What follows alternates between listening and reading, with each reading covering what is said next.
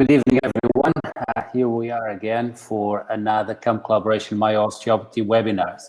So today we will have an extremely important topic to the current situation, and Professor Paul Vaucher is going to present on hygiene measures for clinical practice during this pandemic, and it's going to be based largely on risk assessment, risk management. So something that's we should all be extremely familiar with.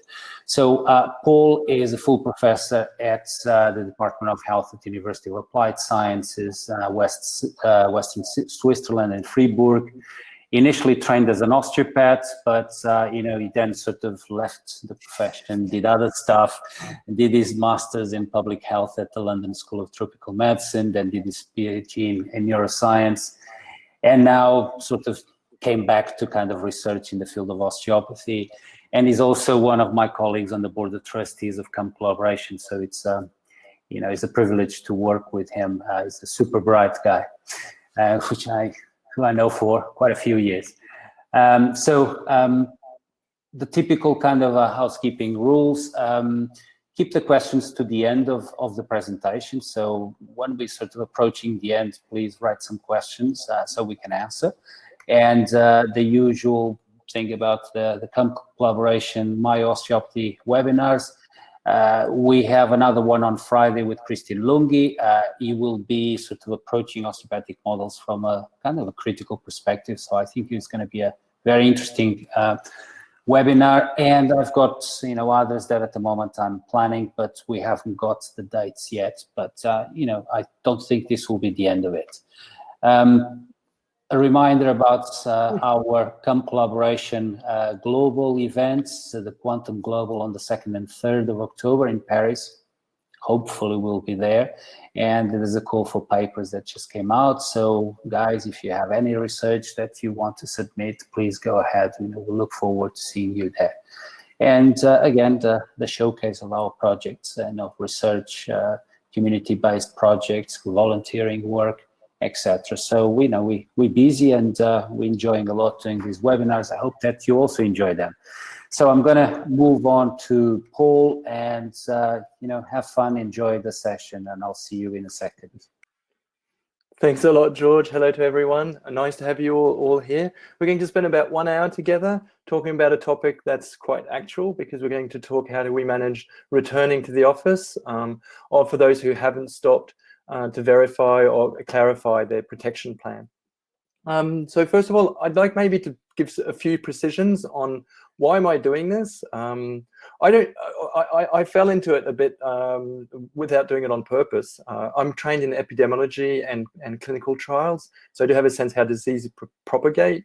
I'm not a specialist in hygiene, but I was lucky enough to be able to work with my father-in-law, which he is a specialist in hygiene. So we put this up together about 2 weeks ago, and really I use my research approach in more qualitative approach, questioning practitioners to see what did they tackle during this period, and then trying to face this with evidence and what's known on hygiene measures and also the profile of the disease.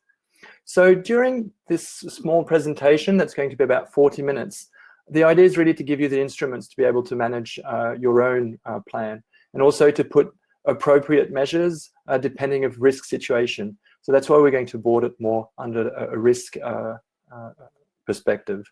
So I just have to go forward. I have to get used to the slide method. So the first part, well, that's what we're doing now. After I'm going to give a slight presentation of what the virus is, so his pedigree, just to understand what works and what doesn't work with the virus. Then we're going to see risk management, situation analysis, and then I'm just going to illustrate shortly possible measures, but I think this is mainly a work that you will be doing within your own office once you have the instruments that make it possible. And finally, I have a few links for sources of information that will make it easier for you to be able to keep up to date, because we know more and more on the coronavirus, so the SARS-CoV-2. And this is something that's really building up fast, because it's a totally new agent, and 4 months ago we didn't know anything about it, and today we know a little, but there's still a lot to learn. So what are we targeting at the end of this lesson, and what should you expect So I think it's really to be able to take appropriate and proportionate measures within your office, and to really be able to adapt them to different situations. Providing clear and common guidelines for everyone might make things easier because we execute things, but it wouldn't make it appropriate. And it also cuts down your feeling of freedom and adaptability that you might need. The specific learning objectives is really to be able to recognize the basic characteristics of viruses and describe their mechanism of propagation. So then you can understand why things might work and what might not work, and what is dangerous and what is not. And then also assess risk according to specific attributes that you might have in your own office, and then suggest hygiene procedures specific to each situation. So that means at the end of this lesson, you should be able to construct your own plan and then put it into place, identify whether it's working or not, and then readjust it, depending on changes within the propagation of the disease, or just because you see that what you're trying to put in place doesn't work. We've based this whole element on really an interactive approach. So there's a guideline that you can find. I've put it out in the handouts. On top of this guideline, you have a link, and you can always upload the latest version. And this is really important because we're trying to update these guidelines depending of knowledge on the virus itself, but also from personal experience. So this is shared along practitioners. And now there's a big community around this initiative that's been now taken by COME. We have Portuguese translation, French, German, and so on. And all this experience from worldwide in practice can be shared and put into the same file, which means that when you reconsider or you have some difficulties, you can upload a new version. So let's get into it, right into the topic, and attack the first chapter, which is about SARS-CoV-2 and the mode of transmission. So the first thing to understand about the virus is its size. And I know we know it's small, but it's just to have an idea of how small it is. So here we have different degrees of size. Every step is 10 times smaller than the previous one. And we can see that the flu virus, which is on the left, so this is the influenza, which is slightly smaller than the coronavirus, which is generally more around 70 to 80 nanometers big. So if we look in the scale, if we go down about 1,000 times, we arrive at the atom level. If we go up 1,000 times, so we arrive at a size of about between a plant cell and a human egg. If we go again up 1,000 times, so this is 1,000,000 times bigger than the virus, well, we're at the size of an ostrich egg. So this means the virus on its own is really small, but it won't travel all alone because it needs normally an environment to favor its balance. So it's usually in droplets, and these droplets are about 5 nanometers big, but they can be even smaller to host the virus within it. And that, at that size, it goes through many different objects, and it's quite volatile, and we'll see that also a bit later. So just to remember, viruses are small. So if we look at the coronavirus and in what way we feel like it's new, so coronaviruses have been around for a long time, and they generate also diseases every year around, which is the common flu. But we've had some strands that are different to the ones that we know of. And we've had a few lately during the past 10 years, and that led to the SARS-CoV, which was the first one. The MERS-CoV, which came from the camel, and now this new type, which is a bit more aggressive than the prior ones. It tends to spread out a bit faster without us knowing really why. Now we're starting to understand a bit better. And all of these viruses originate usually from the animals, the main source being the bats or rodents. But for this one, strangely enough, it went through the pandaline, which is a small mammal. It looks a bit like a miniature dinosaur, and the human virus shares about 99% of common genes with the genes from this virus, whereas we're only at about 77% with the bat. So most likely it went through a chain of animals, and we don't really know yet how this happens. Yep. So next slide. Let's get into what is a virus and how does it work, what makes it vulnerable, or what makes it what it is. So it's a very basic structure. As we saw, it's really small. So it just has inside nucleic acids, which constitute either ADN or ARN, In the case of the the SARS-CoV-2, it's ARN, it's an ARN virus. And these viruses are then into a cytoplasmic liquid, and then there's a small lipid membrane. It's a double lipid membrane in which there's some glycoproteins. And this structure makes it that it can just float around. It's a very basic structure, and it can link to different receptors, which then makes it possible to fuse through the membrane. One thing, it's because it's lipids and glycoprotein, it's not very stable, and it's very vulnerable to either time, heat, or different elements that would make the membrane break. And the ARN without its membrane, it's totally unable to penetrate within a cell. What's important with the virus is to know its receptor, which we've already been able to identify. So for the SARS-CoV-2, it's the angiotensin converting enzyme 2 receptor, and these are really spread out all over the body, given they're linked to our vascular system. So that's just as much mucosis on the outside, but once the virus can penetrate within the body, either through the lung or further, it can go to the kidneys, also the brain. And we've seen multiple different forms of organ failures related to the virus. So it really has a high number of targets, which also explains the different types of symptoms that can appear in severe cases. So let's look into what's the principle of a virus and how can it survive. As we've seen, it can't replicate on its own. It really needs to enter into a host cell that's normally specific to its surface receptors. And once it's linked to the surface receptor, well, then it goes through the membrane, releases its RAN, and then the cell will start producing new viruses, which will be expelled, will then go and invade other cells nearby, and this will then increase the viral load. So we have an exponential phenomenon within the body with viruses increasing hour after hour. The virus is very unstable, doesn't really like heat, so it doesn't last very long within our body, probably less than a day. With high temperature, with fever at 39 degrees, it's probably only 3 to 4 hours. So it really needs to replicate quite quickly to overcome its own kind of death and be there. So we have to understand there's a continuous war between our immune system and the ability of the virus to replicate. Another thing is because it needs to replicate, it needs afterwards also to be able to contaminate someone else and not kill its host, because if you kill your host before you can contaminate someone else, then it's the end of your life as a virus. Even viruses don't have borders and don't have much will. So that's really for the basic elements, so we understand how it works. Now we really have to understand what the transmission dynamics are. How does a virus propagate from one person to another? And there we need to understand that this virus is new. So there's so much things we think we could know, and we're comparing it to the SARS-CoV, the first one, but we're realizing it doesn't work the same way, and so on, that things have been updated at a really fast pace. A lot of effort and energy has been put into the scientific community, a lot of sharing. We've never seen so many articles being put on open source available to everyone, but also articles put on under peer review before being published. So the reports are put out and people can comment on it really in live, so that all this information is available as fast as possible.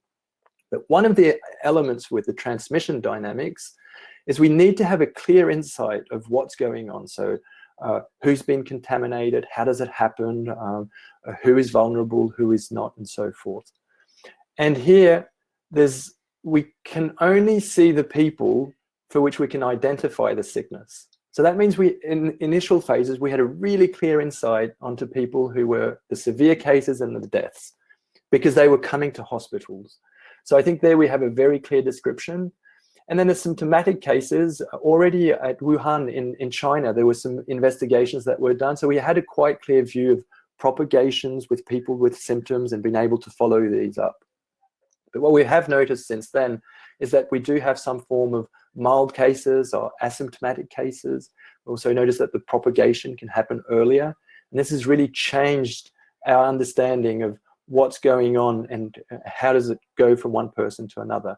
And still today, for this part of the population, so the population that doesn't come to visit or doesn't report any condition, they might have a slight sore throat, hardly any symptoms, we don't know a lot about. We're starting to have the first studies, where population-based studies, where we're trying to detect and see how many people have been infected.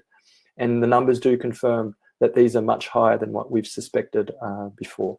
We're at a rate of 80% of infected people were not censored with deaths, severe cases, or symptomatic cases that were seen with the numbers that are given to the OMS, or the ones that are reported by the news, which means that 80% of infected people don't really know that they're infected.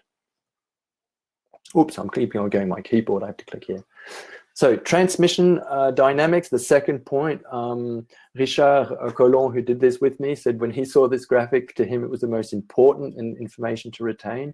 So what we see on this graphic is, what is the viral load? That means if I have expectorations, if I cough, how many viruses are within this material, because this will be dependent of the ability of this material to infect someone else. If there's not enough viruses somewhere, they won't be able to contaminate and replicate enough to be able to infect someone. So the day 0 is set as the beginning of symptoms. So we have an incubation period that's before that. Usually it's about 5 days, but it can go up to 14 days. And what we see is that the viral load really starts increasing within the 2 days before the onset of symptoms. And then it decreases down, so we still have a quite important viral load for the next 2 days. And after the 8th day, the viral load is low enough that by the oral vector, we can't contaminate anyone. So what's important here? Well, this dynamic is not at all what we've seen with other coronaviruses. Usually other coronaviruses, the curve starts at day 0, and we see a peak at around 2 to 3 days, and we're infectious for maybe the 6 first days, which means that everyone was who was symptomatic was contagious, but before symptoms, there's little chance of infecting someone else, which is not the case for the SARS-CoV-2. As we can see, we've got a big amount of people who can be infected before that. And what we've seen retrospectively and by modeling is that 44% of infected people are infected prior to by someone who does not have symptoms, so prior to the onset of symptoms. So that's nearly 1 person out of 2 that's infected, and which means that there's also measures that need to be taken on people who don't have symptoms. And then the second point to really understand is, how does all this transmission take place? And I think for hygiene measures and understanding what we can do, what we shouldn't do, and so on, this is probably also a very important aspect. So, well, you need to be in contact with the virus. The entries, the usual entries between humans, is mainly through mouth, nose, and the eyes. There are other entry means, like if you have an open wound or so on, but these are really rare, and I don't think these are the exceptions for which you might take particular precautions, but it's not the usual way. So an infected individual, whether he's asymptomatic or symptomatic, it might have different means of propagating the disease, but usually it will always be through droplets or saliva. So it's someone talking or someone yelling. That's the case in Germany, 11,000 people in a village. I don't know how many hundreds contaminated during the carnival, people by a single couple that were infected, just because they're yelling in the crowd and so on. So as soon as you have droplets coming out, these can contaminate directly. So that means I'm talking with someone, a small droplet lands on the side of my mouth and so on, and I can be infected. There's a direct contact, which will be that I touch a contaminated surface. So I cough in my hand, I shake your hand, you put your hand to your mouth, and the skin is a very favorable environment for viruses. It has a good pH, good humidity, and it can stay there for a while. So then that's the second vector. We also call it direct contact. And then another vector is the indirect contact, which is, we don't know. So as precaution, we are putting high measures of safety, but we're not really sure that it works that way or not. So that's, I cough on my hand, touch an object, someone else touches that object, puts their hands to their mouths and is infected. For the moment, it's probably not the main vector of propagation, but as we don't know whether it is or not, all the precautions are taken to make sure that indirect contact does not contaminate people either. And we'll see that requires quite a lot of effort within the office. And then there's the last one, which is probably the most important, which is the really small droplets, which we call aerosols. These are small enough to be able to be maintained in the air. So this is 5 micrometers. They will progressively slowly fall, a bit like the dust you might see through the sunlight. And they behave where if there's small currents of air, they can float around. They usually will stay around the emission of where the person might have coughed.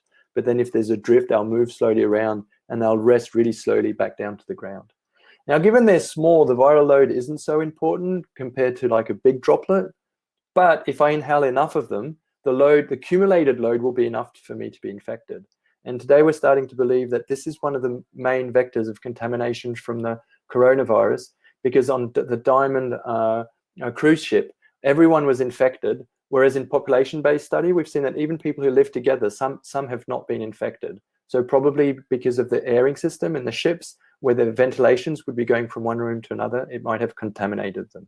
It also means that one of the vectors is being close to someone and breathing the air they're breathing out, or when they're coughing or so on. But not necessarily, just breathing out heavily will put small droplets into the air that can be contaminated and might contaminate someone.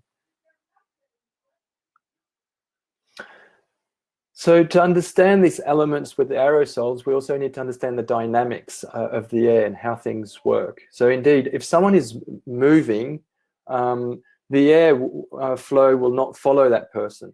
So if you have patients crossing each other in the hallway, or one walking behind the other, the normal security distance doesn't hold anymore, because the person will be shifting in the air from the previous person. It also depends of speed. For a runner who's running at about 14 kilometers per hour, the security distance is not of 2 meters, but of 10. Because indeed, the person that's breathing out quite heavily, the cloud of small droplets will follow them. And before they dissolve or drop down, it takes a bit longer. And it's better to be further behind. Now, if you stay behind that person for a very long time, you also have a risk of being contaminated, because there'll still be a bit of these droplets. Whereas if you move to the side, as we can see in the picture on the below it, well, the diffusion goes only in the direction the person is moving, and therefore it's safe. So you're not going to jog in your office, your patient might not be, but you might have drafts, or you might have wind going through, and the same phenomenon happens. If you have a draft in your waiting room, 2 patients are waiting 2 meters apart, one of them, without knowing it, is sick, it will bring the viral load to the second person. That's why we try and avoid drifts in the waiting rooms. The next element is now we've seen when can the virus appear, so when are people contagious. We've seen how the virus then can be carried from one person to another. And we've seen that the main ones is either the direct, so it's droplet coming straight away, aerosols I breathe in, or the direct contact approach, where I touch a heavily contaminated part of the body, or directly someone coughing on a part of my body, and me wiping myself and contaminating myself. The bottom one, which was the indirect contamination through a surface, is quite important to investigate, because we know that materials will have different behaviors towards the virus. And this is mainly to the ability of the material to absorb the liquids, and making it that the person who touches it has way less material than what was initially dispersed on that surface. So the main rule is quite easy. The smoother something is, the more contagious it stays for a long period of time. So here we've got different materials. We'll go from the wood to the stainless steel. You'll see wood is after half an hour, the viral load is quite hard to be able to cultivate from the wood, because it penetrates inside the wood. Now, if it's treated or plastified, then it'll behave like a plastic. On the other hand, we can see the stainless steel. That's about 4 days, very smooth, very favorable environment, which are the taps from the bathroom in different places. And these places could hold viruses for quite some time. On the right side, we have more material that we might use to clean, to wipe, to dry our hands, and so on. So good news is that paper is okay. So it's less than 30 minutes, a bit like the wood, which means that if someone sneezed in a handkerchief and has put it in the rubbish bin, well, usually if there's not too much material, so if it's just like being wiped, or if I sneezed in it, after about 30 minutes and so on, it's not contagious anymore if I touch the paper. Now, if I take the tissues and start shaking them in the air, probably I'll re-send loads of viruses in the air and it'll start over again. Same thing with cloth. These two elements are important for our tables, knowing that if we're using cloth or paper, these elements need to be managed with care. But once the cleaning person might handle them, there's very little risk of contaminating someone else. Also, for the clothes, from one patient to another, I would really need to have a lot of material for it to be possible to contaminate another patient, meaning we don't need to change clothes between each patient. Now, there's one particular piece of paper that's an exception, and that's the mask, because we're breathing through it. If I am contagious, I would really accumulate the amount of viruses within the mask, and this accumulation will make this material much more contagious on a long time than another. So masks are elements that need to be handled with care and disposed of with care. Doesn't mean we can't reuse them, but they must be put into a secure place. I usually recommend using a small plastic bag that you can also give to patients if they leave, so they don't just put their mask in their handbags and then just put viruses all over the stuff they have in their handbag. Money, when I put money, I like thinking also not just cash, but also bank cards and so on. It's plastic often, quite smooth. It's about 1 day it can stay on there. So in the exchanges, when we're giving things, it can also be a bit awkward. That's for the materials. Let's go to the next slide. So there we've seen different elements, not so nice. So the virus, it floats around, it's very small, we can't see it and so on. Here's the nice part. It's quite weak. So the chemical properties of a virus makes it really vulnerable to most disinfectants. Just because we dissolve the lipids within it, it just breaks apart. So whether we're using soap or alcohol, which actually have exactly the same chemical properties to destroy the virus, it really works well. You can use other disinfectant, but plain soap, bleach, and so on, all these elements really work well on the coronavirus. Not on all viruses, but the coronavirus works really well because it's got this double lipid membrane on it. So that means it's easy to get rid of. So for an example, on the practice table, if you take a simple solution of alcohol, it can either be already on some paper cloths, or you just place it on a piece of paper cloth and you just wipe it over it. That's sufficient to get rid of the viruses that could be on the table. These measures are good for viruses. They might not be good for other microorganisms. So the hygiene measures that you put in place usually must not be replaced by these. But some of these measures are not so strict as to you do it for every patient. I'm thinking of cleaning the floor or things like this. Whereas different elements might be done way more frequently or between patients. The second element the virus is vulnerable to is temperature. And here, these are log measures. It's just the amount of viruses that are left, and that's made possible to contaminate into a culture. So I'll just leave that to the side. But just to give you an idea, usually we consider that we need about 4 logs. It's 100,000 units per milliliter to be able for the virus to be contagious. So what we can see over here is at 22 degrees, the virus can last up to 7 days. But if we will go up to 37, then it's only 1 day. But if we move all the way to 70 degrees, then it's less than a minute, which means it's really washable and so on. So here's my son, Tia, that's saying hello to everyone. So what's to remember about the virus? So the first point is that we need to consider that all patients and yourself are potentially infected. We know in the dynamics that nearly half of the people are asymptomatic at the time they're infectious. So that means that everyone has to be considered as potentially infected. Even though now we're down the curve, it's very unlikely that you are, but potentially you are. The virus does not stay in the air for long, and it's quite easy to disinfect. So it does fall eventually, which means you need to stay in contact for a long period of time with a patient that's sick to be able to fall ill. Usually we talk at about 15 minutes to be contaminated. The main vector of contaminations are droplet through direct and indirect contact. So that means that we really need to understand that the way we speak, how close we are to the patients, but also other elements like oral techniques with the patient with their mouth open are much more at risk than if we have someone that's not speaking and with their mouth shut. And SARS-CoV-2 remains potentially contagious between 30 minutes to 7 days, depending on the surfaces. So that means different ways of disinfecting for different surfaces in periods of time. That's it. That's the big theory part that we've gone through. Now it's going to be a bit more surfing through how do you manage it in your office. So there's a big field called risk management. It's applicable in many different, either business plan for your office, for planning different elements, knowing whether or not you're going to be able to go on holiday or not, and so forth. And these approaches are really appropriate to be able to structure your protection plan within your office, and really try and choose the measures that require the less resources and the most efficiency. So risk, I'm just going to close.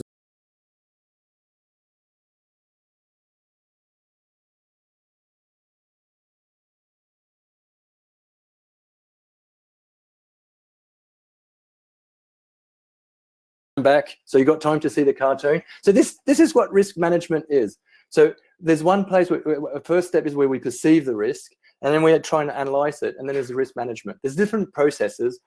I hope you won't apply the one that's just over here. Maybe use a bucket of water. And that's what we're going to try and do. It's what actions can you find to actually reduce risks and make it acceptable.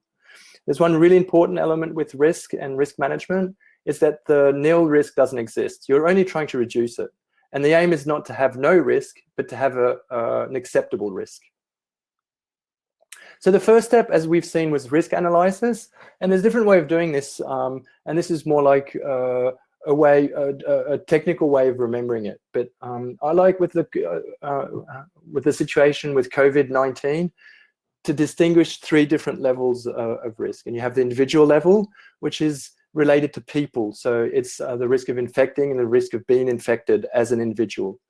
Then you have the organizational level, which is one where you have more control over, because it's what you can set up and plan within your office. And then there's the endemic level. So this is more societal level. How many people are infected? What are the dynamics of propagation within a population? Also, it can be culture-based and so on. So we'll see each one of these. And it's important for you to be able to assess these different elements in each situation. So the first one is at the individual level. So the 2 different types of individual risk.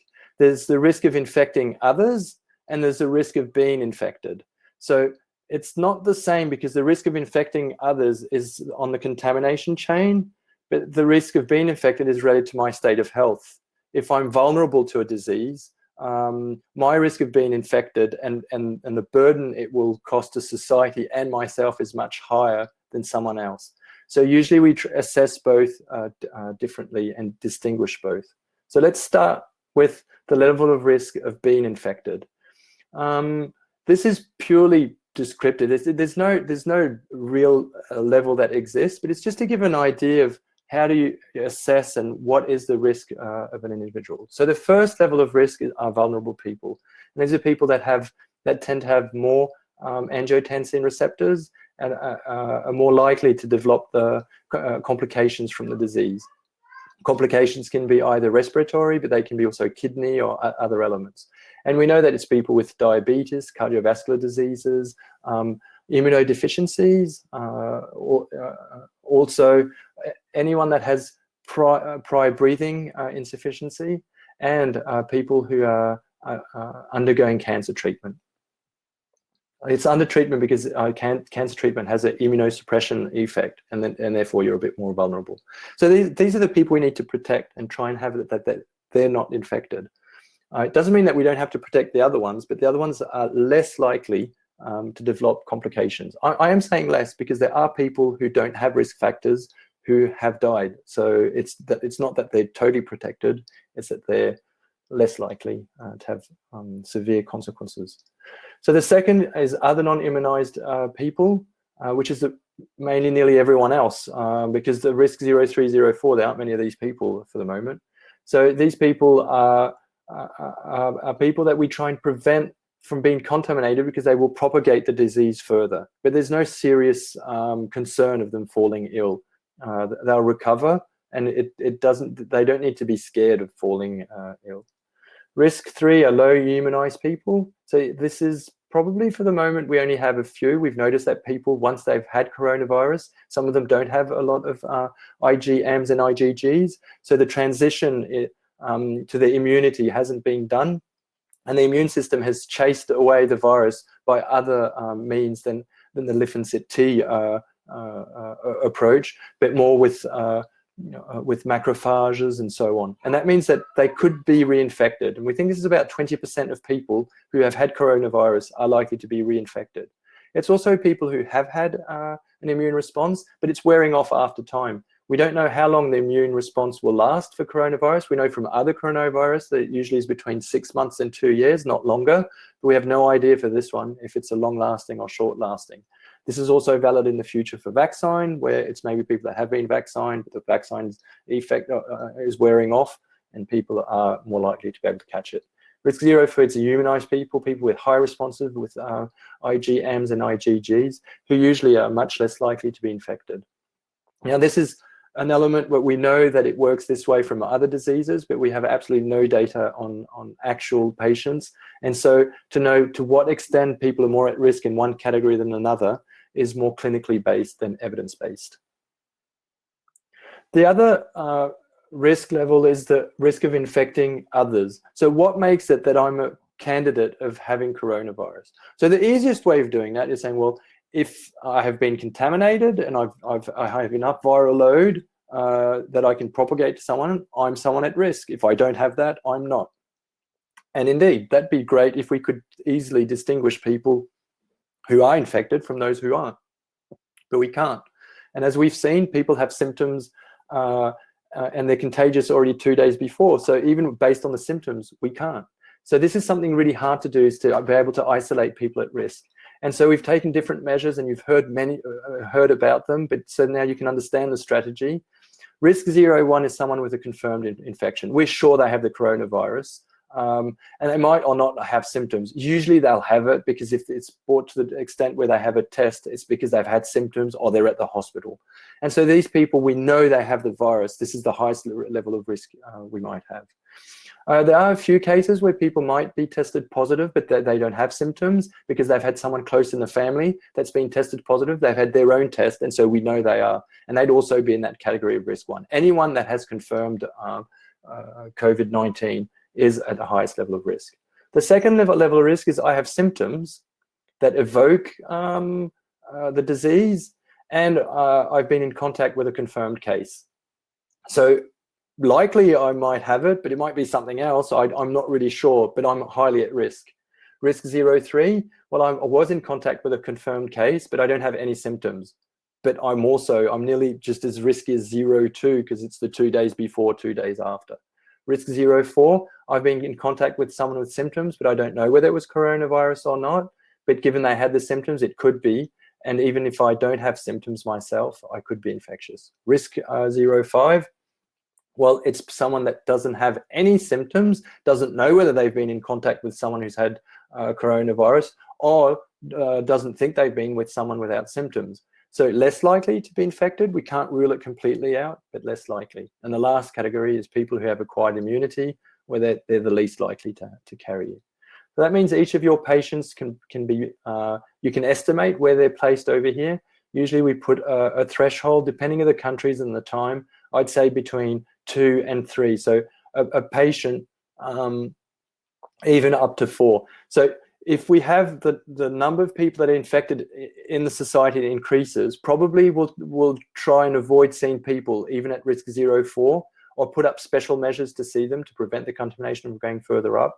And now maybe we're at around 3, which means we're not seeing people with symptoms. But if they don't have symptoms and they've not been in contact with anyone with symptoms, then it's okay. And someone that doesn't have symptoms, this has changed last week, for example, in Switzerland, where now they're recommended to stay at home and not seeing anyone. So we've brought the risk from here to here during the last week to make sure things are okay. So that's the individual level. So we've seen how to assess what is the risk for someone if they catch the disease, and how can I assess whether someone has the disease or not. As you can see, it's not rocket science, and it's really hard for a practitioner to really know if someone does have the disease or not. So now we're going to look at a place where we have much more control and where you're going to put your effort in your protection plan, because this is the organization level. So the organizational level is everything that you can do within your office, in your behavior or the patient's behavior, in your planning and so on, to prevent contamination between people. So we know certain easy things work very well, and that's social distancing, because we're preventing the virus from passing from one person to another. And then it's also the secondary contamination. So disinfecting or avoiding people touching objects or putting them to their mouth.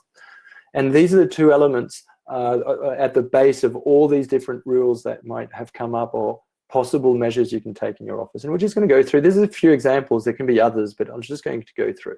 So element number one, wash your hands. Well, given it's the main vector for bringing from one person to another, but it's not only wash your hands, have patients wash their hands either at the entry. So you might have an alcohol gel, and as soon as they arrive at the office, before touching any handles or anything, they disinfect their hands. And yourself, you're going to do that before and after seeing each patient. Availability of hygiene materials. So this is really on the supply chain of you knowing where can you find masks, where can you find alcohol. If you're seeing patients or treating them with open mouth, if you need glasses, where can you find glasses to wear, and so on. So mastering the supply chain and making sure you have the available material is very important. Assure traceability. So we don't know whether someone is contaminated or not. We don't know whether you are or you're not. And that means it's a risk we're willing to take. But if it happens, we need to be able to trace back to who was in contact with you during the 2 previous days. If you were sick, or if the patient was sick, that they can warn you that they are, and that you potentially have been contaminated. So that means really in the organization, making sure that it's easy to find which patient is where, but also in the procedure that in case you do fall ill, and it's really easy to be able to contact these patients again. So that means access to your agenda, or by a secretary or a colleague or someone who can actually contact these patients if you were to fall ill. Social distancing. So this is really, it can also be the material, the way you organize yourself, how's the waiting room, how the chairs are spaced out. Also that people don't touch different elements. So you might remove all the magazines and so on, so that not 2 people touch the same object. Don't forget about the placement. So it's not only about having people sit apart, but it's also when they move to make it possible that they have the secure distance. Some people change their time schedule and try and be very punctual to prevent patients from waiting together with other patients in the waiting room.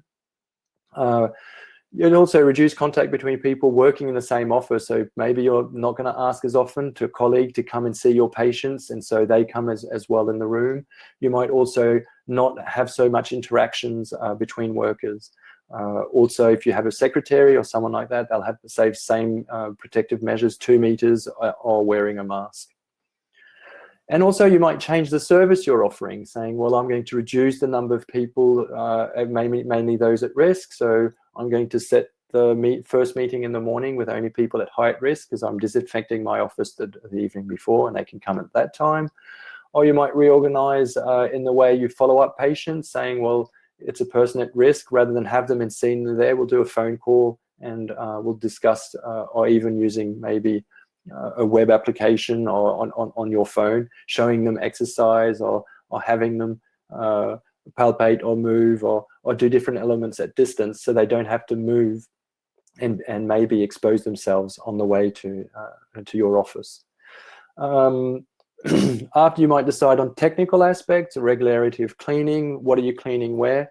I think there's one element that's really important, things that people touch very often. Well, these are going to be cleaned much more often. Depends. If patients have disinfected their hands and they're not sneezing into them, well, then it's fine.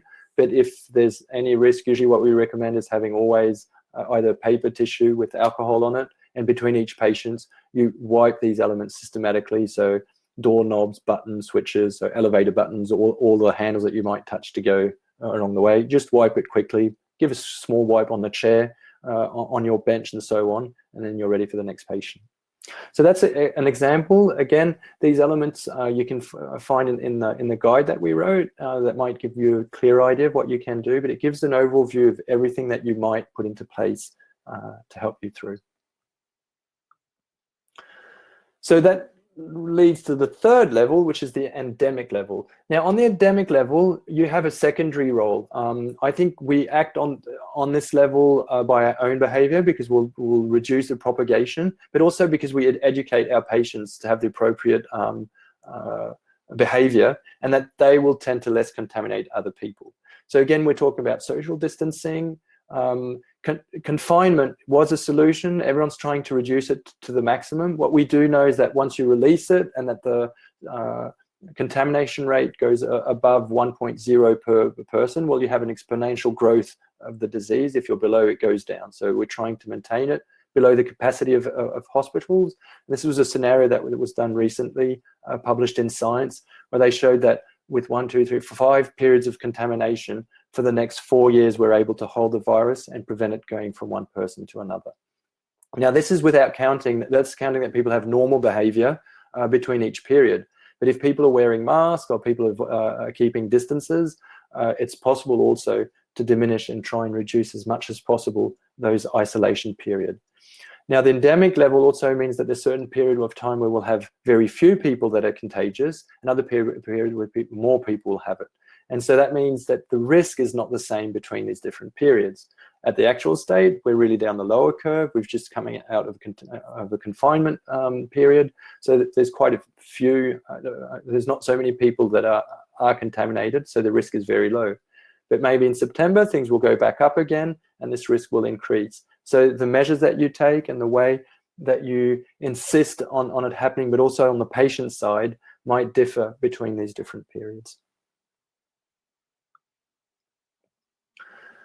So that summarizes the 3 different levels of analysis you can have, and to know where you are, and to adapt the measures depending on what's going on. And here we really see what is risk management. Risk management is the process of continuously adapting procedures to keep risk at a reasonable level. And this depends on other factors. So it's not a process where you're going to do this once. You're going to reevaluate this regularly, and maybe readapt the measures that you've considered within your own office. How do you do this?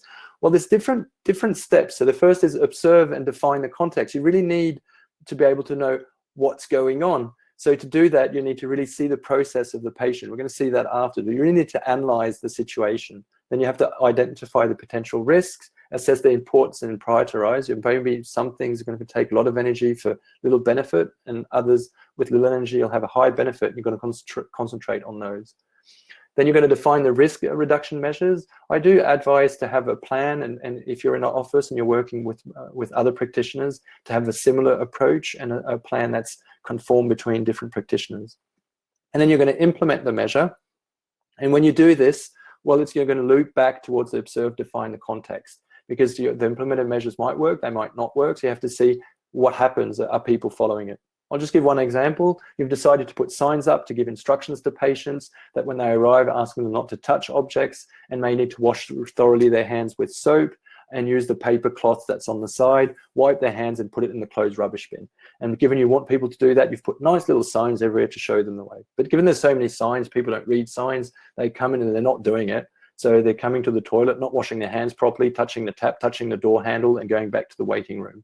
And so maybe you'll decide to change this procedure, and bring people through to the toilet with them. Or you'll decide that you'll only put some alcohol at the entrance, and on the phone, the secretary will say, the condition when you come in the office, we're asking you to clean your hands. It's a single instructions, and then they follow it. They disinfected their hands. You don't mind if they touch the handles and the things coming into the toilet. It's just an example. So let's move on to the next chapter, which is situation analysis. So now we've really got the bricks, because we know how the virus works and how it propagates. We know the different levels of risk that you can assess and evaluate. And now it's really analyze your own situation. So how do you do that for your office? So it's either reanalyzing the plan that you've already put into place, or creating a total new one. So the first level is observation. And I think this is, you can just go through exactly what's happening with a patient throughout the procedure, from the moment that he's ringing up to take an appointment, and to the moment he's leaving back and going home, or the way you can follow him up after. So just go through and say, well, who are they contacting? Are there different branches of the way they're coming to the office? When they come, how do they come? Are they taking the lift? Are they walking up? But even also environment questions: where do they park? Where do they walk to? If they have to wait, where do they wait?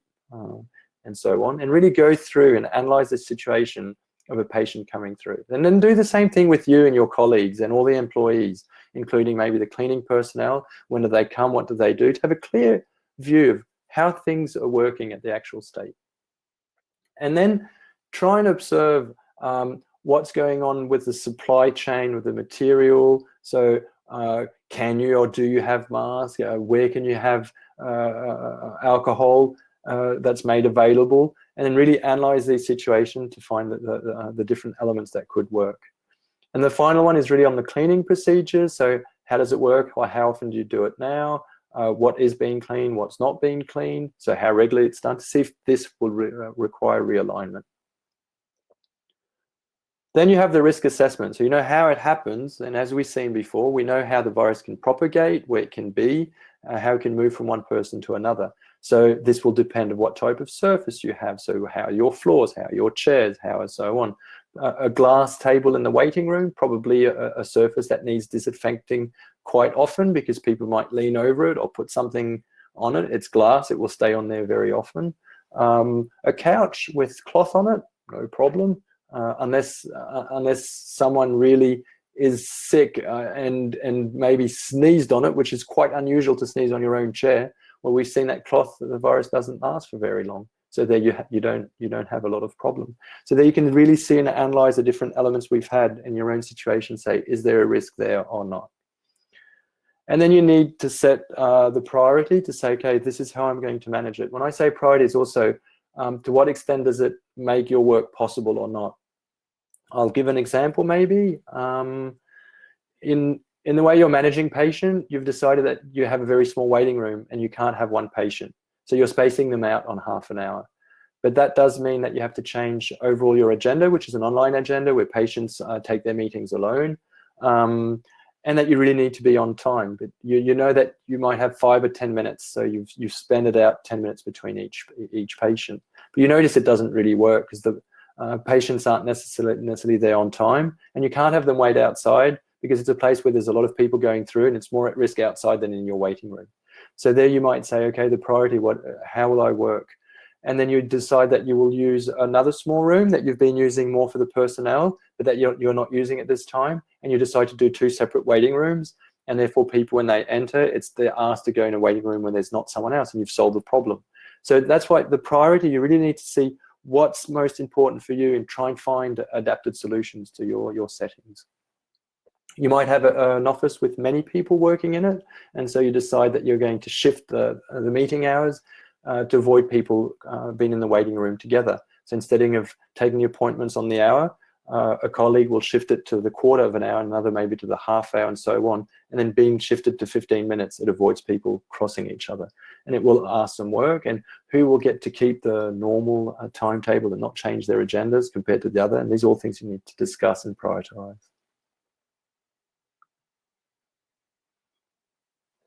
So now we're going to go to the possible measures. As you've seen, we've run already about 40 minutes into it. And you're saying, well, I don't know what to do. Well, that's because that's your part of the work. I'm giving you the instruments, and now that you understand it and you have the reasoning behind, the rest is way easier to do.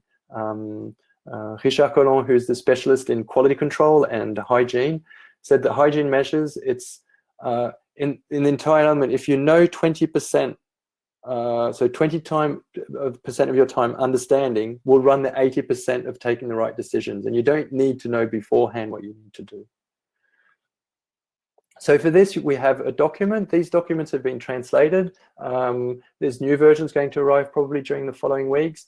We've given you a link to a folder. Within this folder, you have all the different languages. With this material or other material, we might think it's relevant for you. You can find your own language and click on it. This is the English version. There's a German version.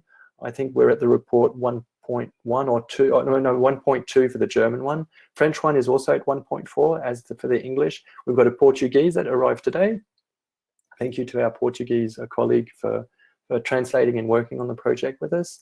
That's also at version 1.4. So the idea of this document is you can read through it and it gives you different ideas, and it might be inspired for finding the appropriate things to do. It's been set up with different things that people have done. It's not every point that should be done, because some of them is you can do this or this or this and so on. So find what's best for you. So you have the link right at the start of the chat as well, that George, I think, posted. And you also have it within the handouts that's up here. I've put the English version, and you can find it there as well. At the top of the file, you will find a link. And if you click on that, you'll always be able to upload the latest version. And I do advise you to look once and again if you're reusing the document, because these things change quite quickly, and we need to update the elements depending on what's going on.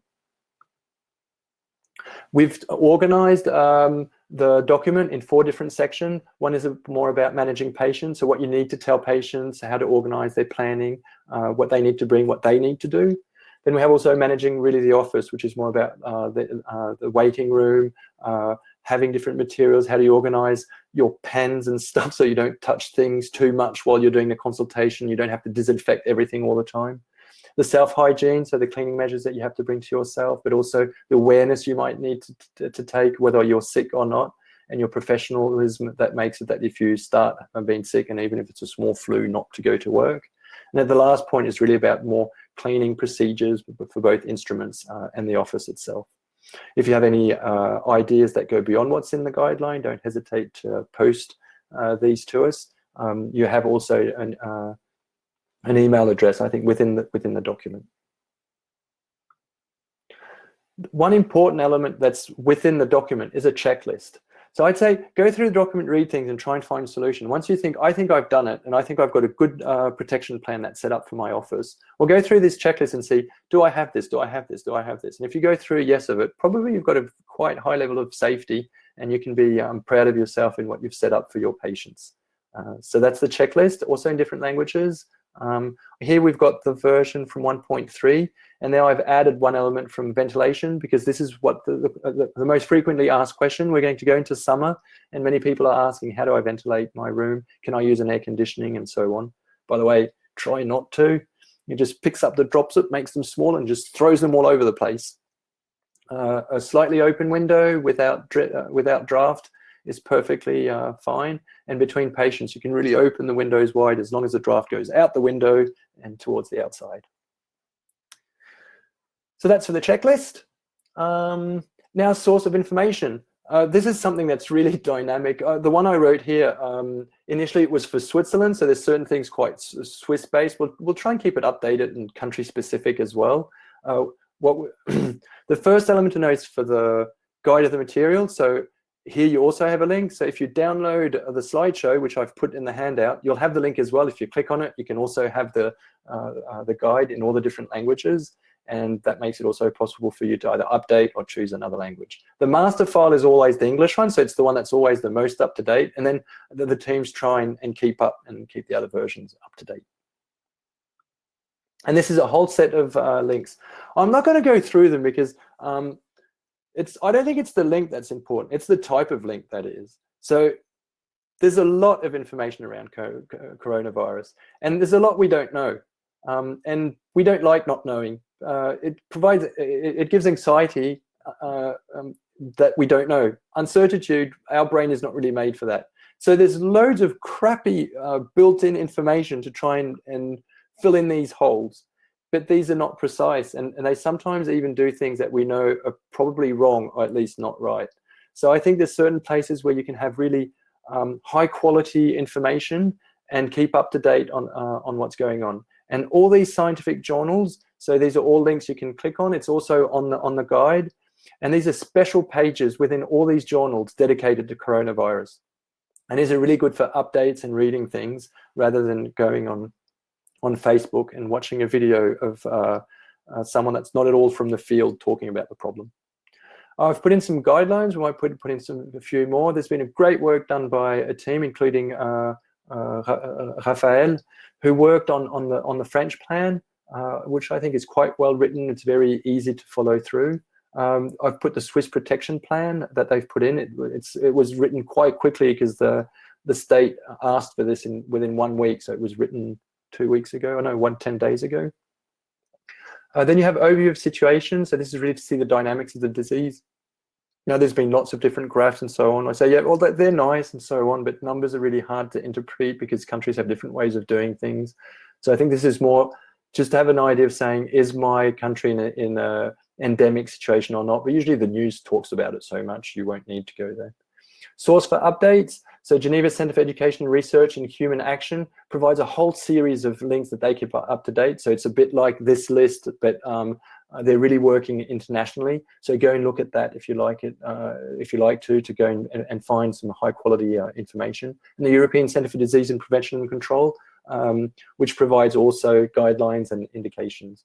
For the reviews, I'd pick up the second. This is a Cochrane review in all of the world during this period. It's accessible for free. Measure and you have measures for control and prevention. So this is to know what works and what doesn't work. And then again, the scientific journals. So that's it for the links. I think I've gone through the main of the topics, and we can shift over to the questions. I know it's 9 o'clock. Some of you might need to leave. I'm still there. I'm available. So feel free really to ask your question and post them underneath.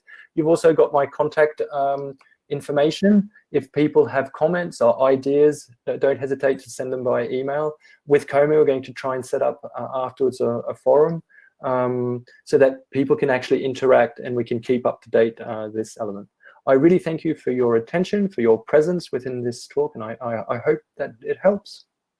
I think it does. Thank you. Thanks, George. Thank you very much, Paul. It was pretty good. So, guys, just ask some questions, and yeah, I've seen there was one coming here along. So, what can we recommend to enforce the patient immune system? Yeah.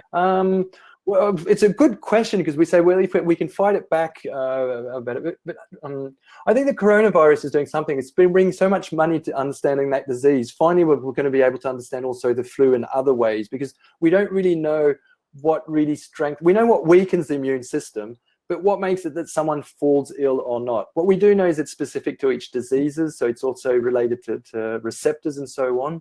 So I think for the moment, I don't know. I mean, I think we don't know. And that's why social distancing and not being in contact is probably the safest measure. Now, we do know that if people are both mentally and physically well, they're less likely to develop complications and so on. And maybe I think supporting your patient during this period of also diminishing anxiety about the state and telling them they're not at risk might actually help.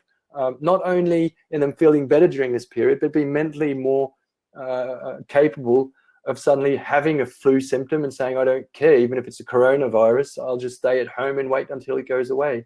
And I think that makes the episode better. But we also do know that mental state interacts with the immune system, and, sure, and it helps. No evidence whatsoever with the coronavirus, but I think that's where we can put efforts. Yeah, arguably, high allostatic load will contribute to or make people at risk, right? Okay. Yes.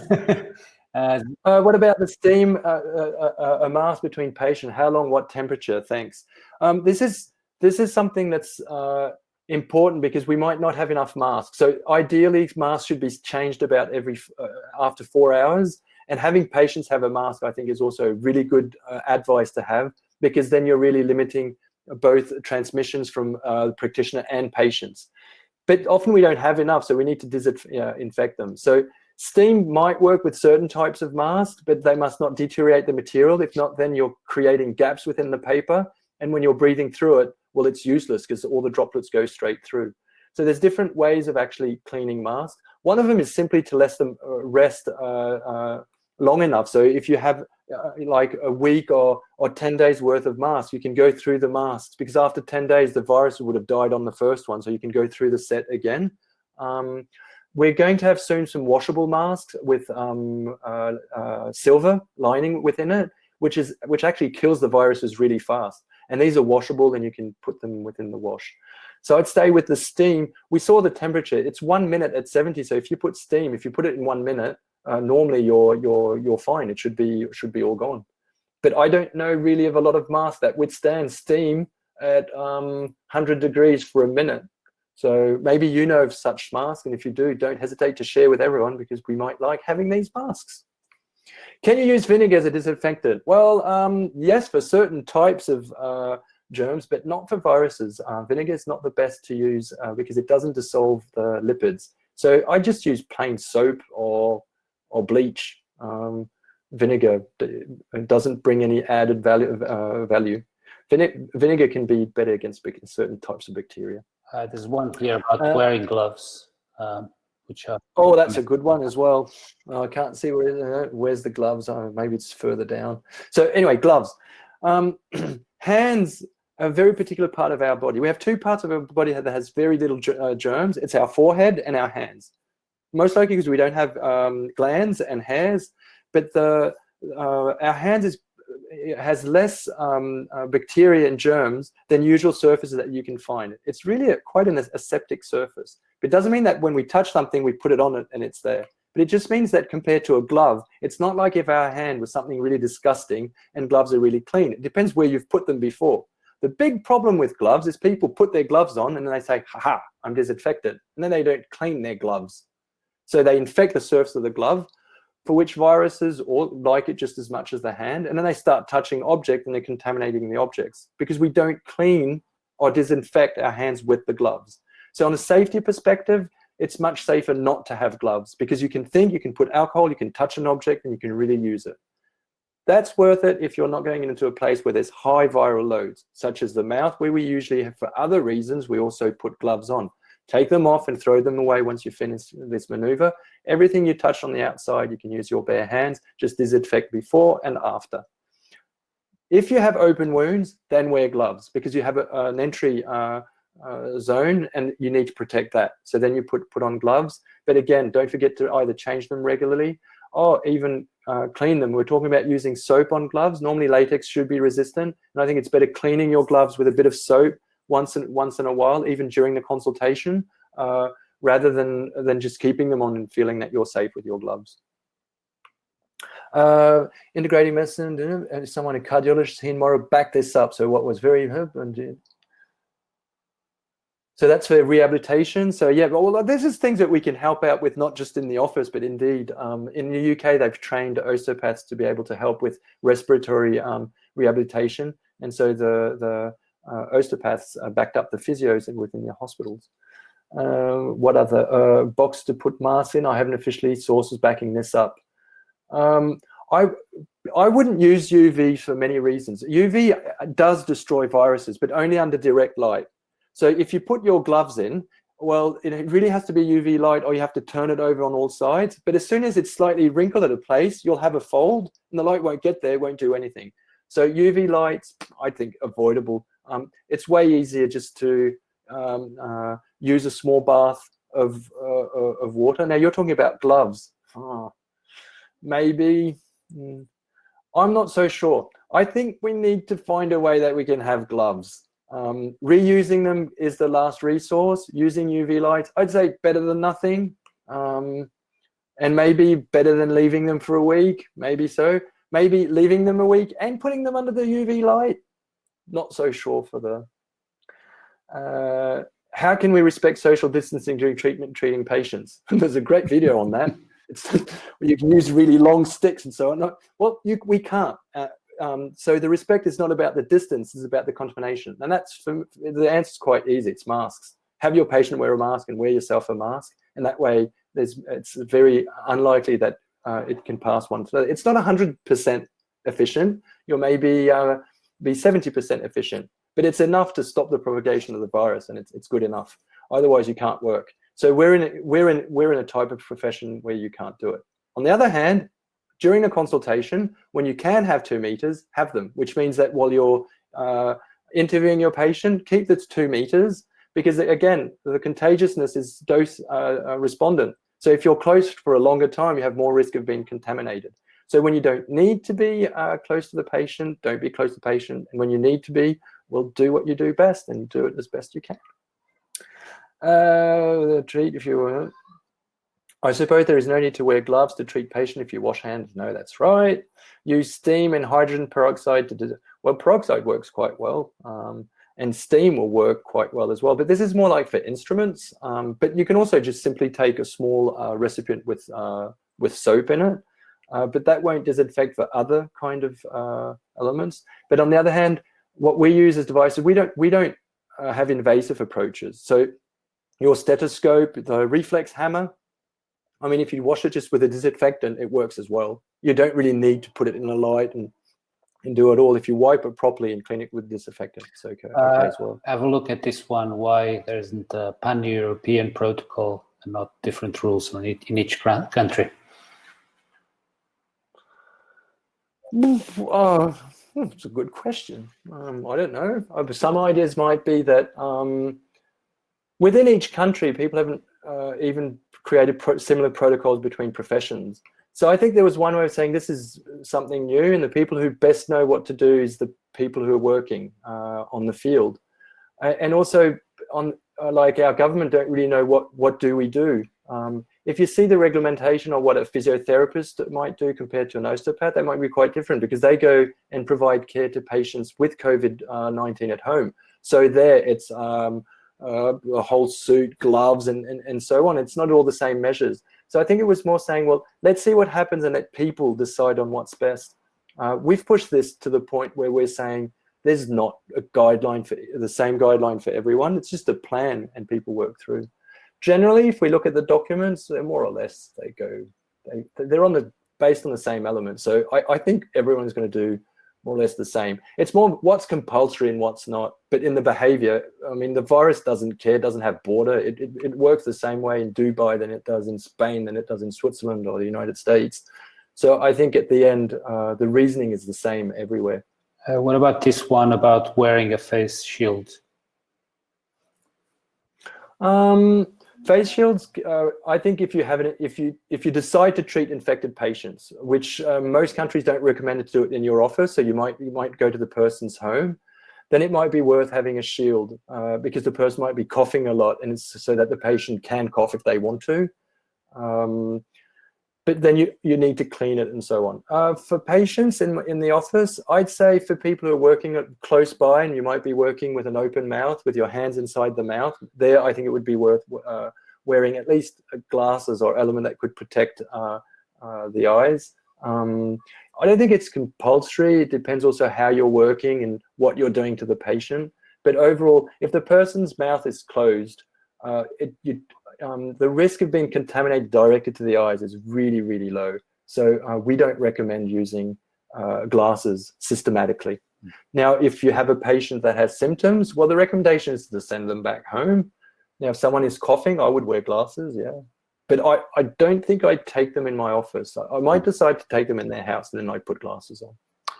But that's up to you as well sometimes to decide. This one from Jeremy about the virus staying on different type of surface. Thanks, Jeremy. Well, of course, things are more complicated than just minutes. If we give the minute time, it's on a standardized dose at the start. So we do know that there's a certain level of that's been set for testing viruses, and then there's a half-life. So that means the number of viruses reduced by half on a certain period of time. So indeed, if you have a high viral load, it will take longer for it to go away. The second point that's really important underlying in Jeremy's question, it's the environmental factors. Viruses hate being dry. They need to be within the liquids that they were in when they left someone to be able to survive. So if you have a very dry environment, it'll be much shorter than if you have a humid one, which also explains why we have these seasonal shifts with the viruses. So these periods are indication to compare different materials one to another. But indeed, if you have a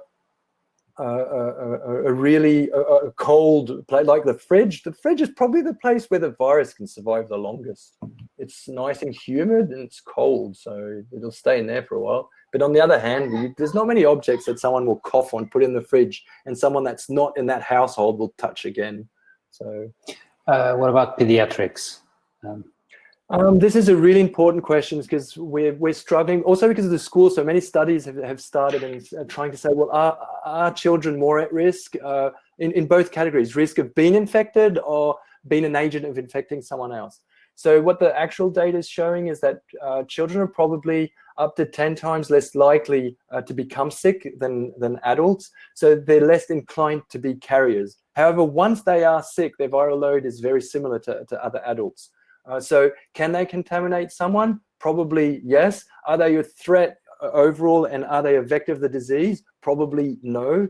But that means our recommendation is when children are able, and you can do it as a game, if they're able to wear a mask, it's recommended to have them wear a mask.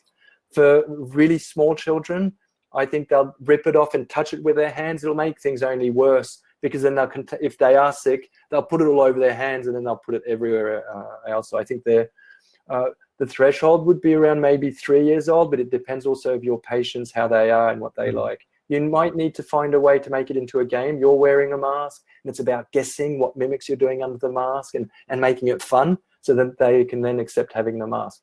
You're also, it might bring out question, why do they have to wear a mask here, and they are going to school and so on. And I think that's to say, well, here it's an environment where one-to-one, and in the school there's only other children, but the children are meant to be further from the adults, and I'm close to the child, so it's a secure measure. Probably I'm doing this for nothing, but it's better, and it's fun wearing a mask, isn't it? So actually, that's the way I would go. On the pediatrics, Valerie suggested maybe the shield could be of interest. I mean, we have also to make if you're wearing a shield close to a child and you're trying, they're going to grab it. And they're going to rip it off and put their fingers all over it. So I don't know. Again, the actual guidelines are even saying, well, we don't know if they are a vector. We don't even know if they're infectious at all. We have noticed that in families, children that have been infected don't infect the rest of their families. We don't know why. So I think there's a lot of unknown. I wouldn't take more precaution with a child than with an adult, unless they have symptoms. If you have a child with fever and coughing, of course yes, but a child in good health, the bad luck of being just in the 2-day window without the parent being sick beforehand, so they're the first person to have been infected by a third party, is so unlikely that I wouldn't worry about it too much. Again, but that's also personal. If in your office you're saying, I see lots of children, and I think it's important that we put this security so we can work safely, I don't have to worry about it, fine, do it. I think it can be a good idea. This question about files, someone doesn't use electronic files. A paper is, I mean, a computer is, for once you can say, haha, I'm more modern, because paper is easier to manage than computers, because keyboards and screens and touch screens, it's all plastic, and you've got to, each time you touch a patient and go and type, you have to disinfect either the keyboard at the end or your hands in between. It's quite a nuisance. With a paper, you might put it on, but half an hour later, it's gone on the paper. So what I would do is put the folders aside somewhere in the office where you don't have too much drafts, but there's not much risk of it going through, or you can be in a plastic closed container where you put the day files in. At the end of the day, just pick them up and put them back in the drawer. After half an hour, the viruses aren't on there, even if it was the case. So I wouldn't worry too much about paper records. Electronic ones are a bit more delicate when we just type a few words and go back. Just like, oh no, you have your pen. Same problem with the pen. What about this opinion on online appointments, so distance consultations? Well, I think it's an occasion for us to be more diverse in the service we offer, to be able also to follow up patients with advice and reinforce these elements. So I'd say, well, especially for patients who are vulnerable, so at risk of developing complications, I'd say go for it. Then the problem is how your insurances, are they covering it or not? And it's being sure that you're not doing something illegal on that side. But if it's not possible for your insurances, I would ask your associations to make it possible. At this period, it's very reasonable to be able to assure follow-ups and treatment at distance with people at home. There's a question here that I left behind. Any current medications or promising medication that could help severe cases? Well, I mean, everyone hopes it's the case, and I mean, this is a virus. And viruses, we know medication is tough. It's not so easy. So I think there's been some promising leads. The ones that are tested now, the preliminary results from studies in China or so on, there's no miracle remedy for the moment. So I think patience and social distancing from the moment is the most promising way of preventing it. Now, in the measures that we take in emergency units, there, yes, undeniably, the Italian experience has made it that the rest of Europe had much less deaths because we knew better how to ventilate patients. So I think understanding the virus and knowing how to take quick, good decisions in emergency cases, definitely, and give the appropriate medication. That's not the same for everyone. We have differentiated clinical profiles with different organs that are touched, and so the medication has to be adapted to each. And I think they've done lots of progress in there. Now, for miracle medication on the overall, I don't want to be pessimistic. I'm not putting my hopes too much on that side. If it's the case, hip, hip, hooray. Do you agree with that? Yeah, George? absolutely. I'll sit on the fence. One here about cash payments. I think in some countries that's has been a no-no, pretty much. Yeah, well, it's more. It's not the worry about the patient giving you the money because you can disinfect your hand and keep it somewhere. It's more about what you're returning to them. Now, this is also valid if you have a card and they're giving it to you. So as I was saying, I'm not putting that on the cash. It's having material that's handing from one person to another. Coins are in metal. They can hold up to 3 days virus loads on it. It's in people's pocket with maybe they've blown their nose, put it in their pocket and put it somewhere. You have no idea of the vector within it. And I think for that reason, I would avoid handing change back to patients. So it's either asking them to come with the correct amount or using other means of payment. Now, when you're using a card, unless you have the distance element, which is more expensive, many osteopaths don't have it. We still have the PIN codes. Well, then you have the same problem. People are touching the rubber and it's quite contagious. So there, either you disinfect it between each use, or some people have cut out small sheets of plastic and they just put it over and the person types through the plastic and just throws it away afterwards. So I think that you have to find easy ways to go through, but I would avoid using material and touching things that are from the outside, even though these are really extreme measures because now the risk is very low. But if you get used to doing it now and you educate your patients to do it in September, when probably the cases will start re-rising again, people have the right habits and it will be much more easy at that period. Another one here. Short nails, tie your hair. Good point. So for the hair, the viruses don't like bacteria. Bacteria tend to eat viruses and degrade them quite quickly. And luckily in our hair, we have quite an important flora. So the virus load within the hand contaminating through touch and touching again is probably quite low. The problem with the hairs when they're long and they're coming over your face, because if you're leaning forwards over a patient, you'll push them aside and you'll be touching your face while you're touching the patient. And you'll do it without thinking. So what we do recommend is tying the hair back to prevent it from falling on front of your face. Now, if you're seeing infected patients, then indeed you'll cover your entire hair. Also to avoid from the air, the aerosols, from them penetrating into your hair and afterwards touching your hair or doing anything. But with normal patients, I think it's only tying hair if you have long hair that fall over your face. Short nails, I think this is more like general. I mean, yes, but who as an osteopath says, oh no, I want to keep my nails long? I mean, we've got technical problems other than hygiene problems. Yeah. I think we're probably those that have the shortest nails among all the professionals. So I wouldn't worry too much about that. And then again, it's more the surface of the hand rather than under the fingernails, except if people are eating their fingernails. But usually the contamination happens through the flatter surface of the hand. I think we got to the end of the questions. I think you made, complexity relatively simple. So I would like to thank you for that. Okay. Well, thank you, George. Thank you for organizing all this. This is good, great interface. Yeah, absolutely. Easy to use, fluent. So thank you to all of you. As I put a message on the chat, you will be receiving the recording with an email very soon. You also have the folder. Please share it with your friends, with your colleagues. The idea here is that we kind of contribute to, our community of practice, that people feel, more relaxed and safer, and also, stay safe and the patients stay safe. And if we have a forum on the new version, so an updated version from the guide, we'll give these links. So don't hesitate with once you've got your guide to go and click on the link and re-update it.